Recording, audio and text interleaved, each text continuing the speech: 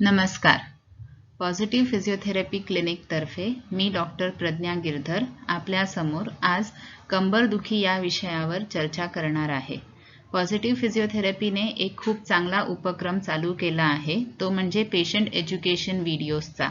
आणि त्याच मालिकेतील सर्वात प्रथम व्हिडिओ आम्ही आपल्या समोर heal and care physiotherapy clinic आणि पॉझिटिव्ह फिजिओथेरपी क्लिनिक यांच्या संयोगाने प्रस्तुत करत आहोत.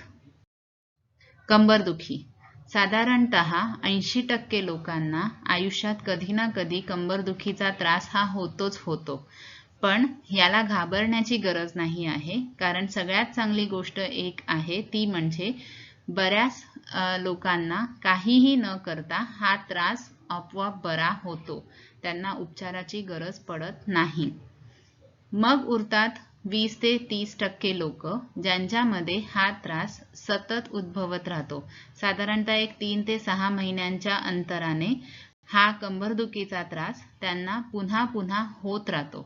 मग अशा या 30% लोकांसाठी आपल्याला हे जाणून घेणं फार गरजेचं आहे की कंबरदुखीचा हा त्रास मुळात कशामुळे उद्भवतो. आपल्याला हे समजलं पाहिजे की आपल्या पाठीचा जो कणा आहे तो खूप कणखर आणि मजबूत आहे.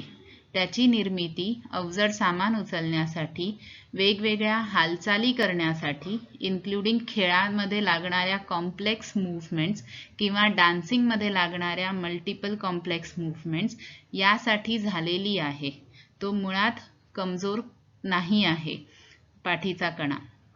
मग याला ही कणखरता कुठून मिळते तर त्याच्या आजूबाजूला असलेले स्नायू, हाडं, फेशिया, दोन मणक्यांमधील गादी ज्याला आपण इंटरव्हर्टिब्रल डिस्क म्हणतो, लिगमेंट्स आणि मणक्यांमधना बाहेर येणाऱ्या नसा म्हणजे नर्व्स, या सगळ्या स्ट्रक्चर्सना इंटिग्रेट करतं ते म्हणजे आपला मेंदू.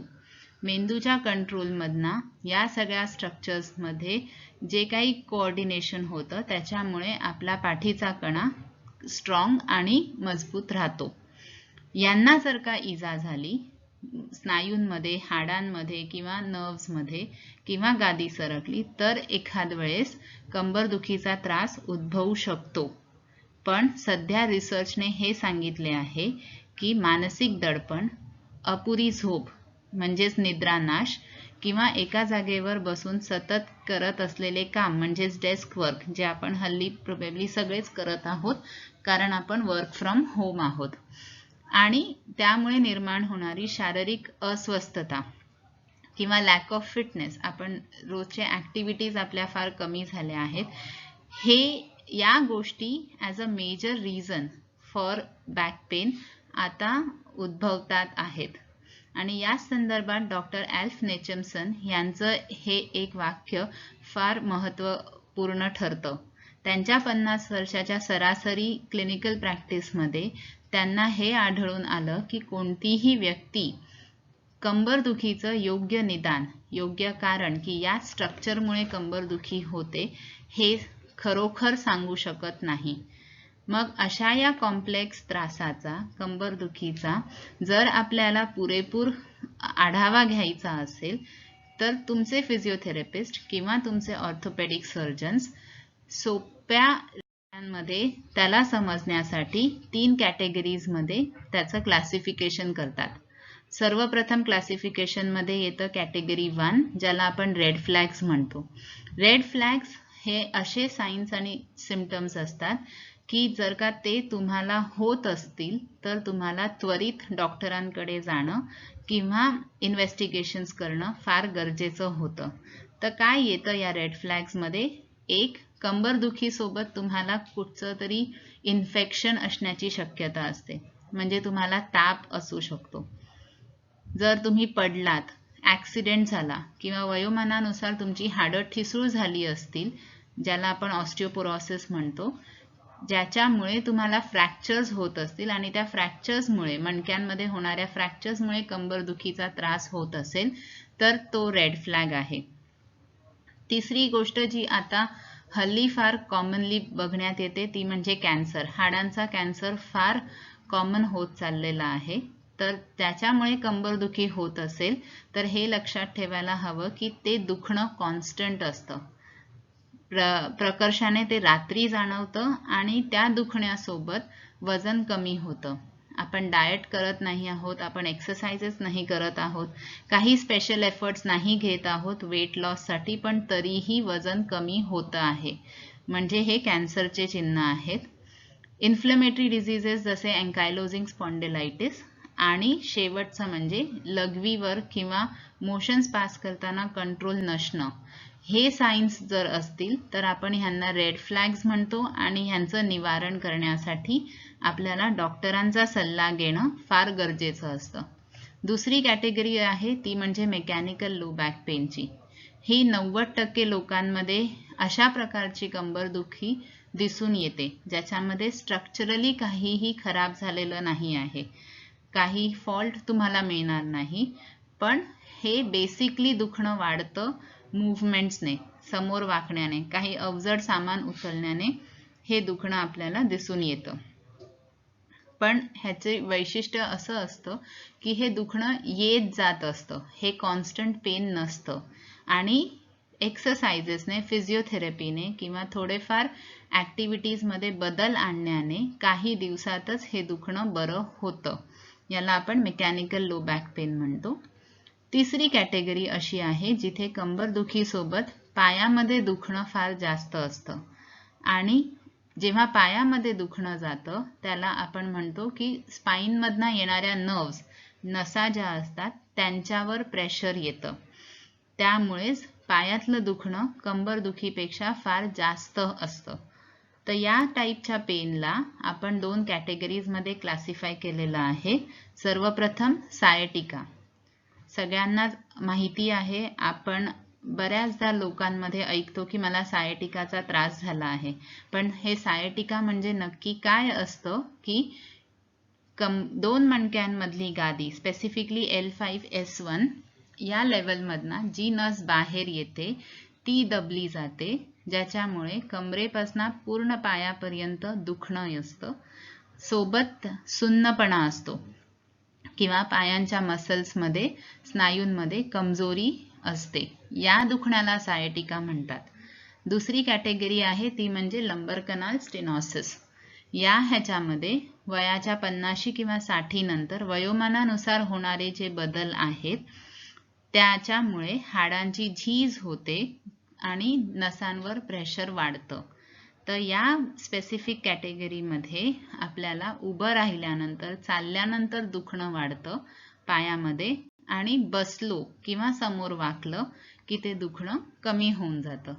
तर या 3 कॅटेगरीजपैकी जर का आपल्याला 1 आणि 3 ह्याचे सायन्स दिसत असतील तर डेफिनेटली आपल्याला तपास, चाचण्या किंवा इन्व्हेस्टिगेशन्स करणं फार गरजेचं असतं. म्हणजे रेड फ्लॅग्स आहेत, पायात खूप जास्त दुखणं आहे तर तुम्ही नक्कीच एक्सरे, MRI करा.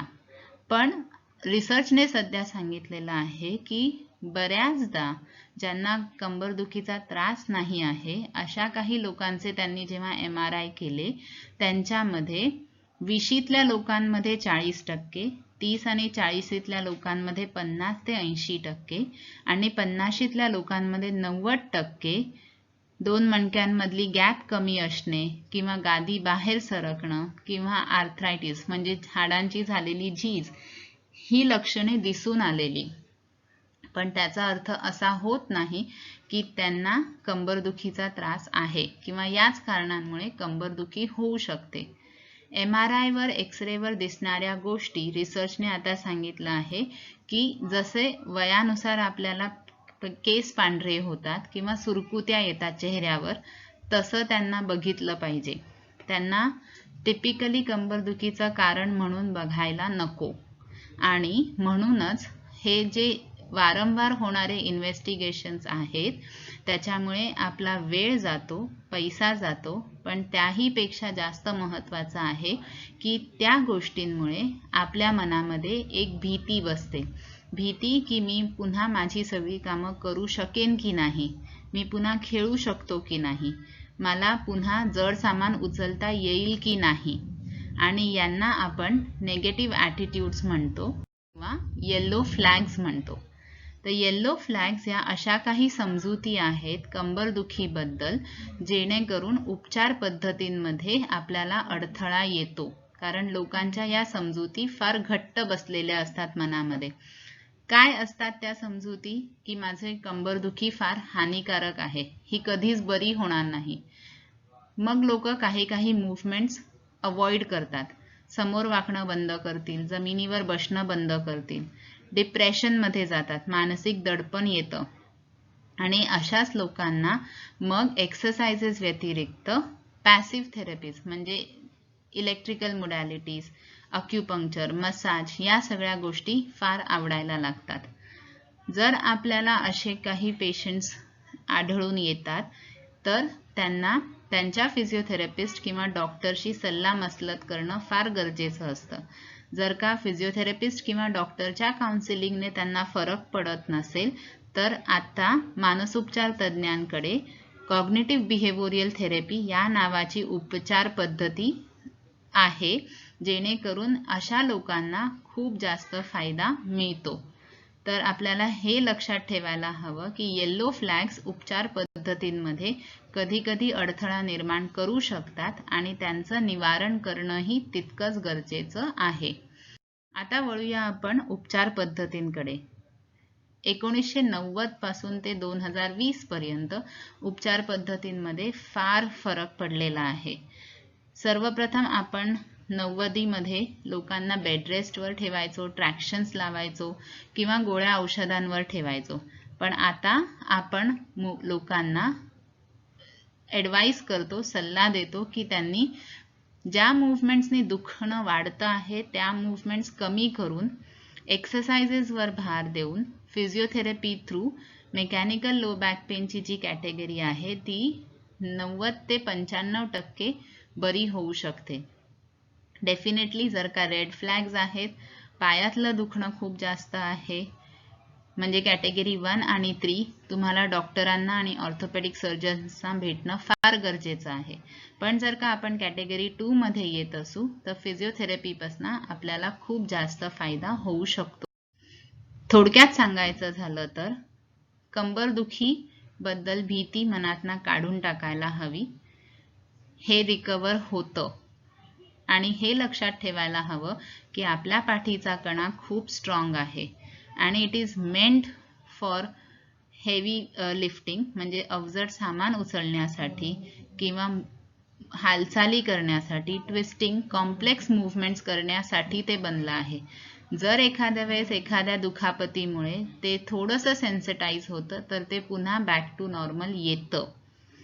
रेड फ्लॅग समजून घ्या, कधी डॉक्टरांना भेटायचं आहे, कधी इन्व्हेस्टिगेशन्स करायचे आहेत हे जाणून घ्या. सर्वात महत्त्वाची गोष्ट ही असते की आपल्याला आपल्या पेनशी ॲटिट्यूड बदलायला फार गरजेचं आहे. दुखणं हे सहन करण्यापेक्षा त्याच्याबद्दलचा आपला ॲटिट्यूड, आपला दृष्टिकोन बदलणं फार गरजेचं आहे. त्याच्याबद्दलची भीती आपल्या मनामधनं काढून टाकणं फार गरजेचं आहे.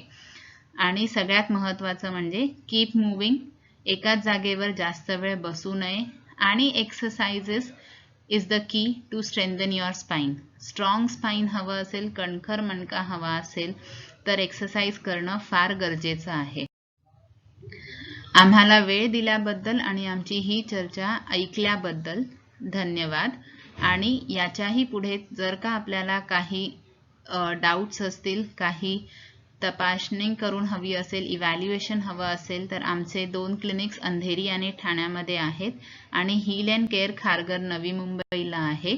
दिलेल्या कॉन्टॅक्ट नंबर्सवर आपण आम्हाला कॉन्टॅक्ट करू शकता. अपॉइंटमेंट घेऊन आम्ही भेटू शकतो. Thank you so much.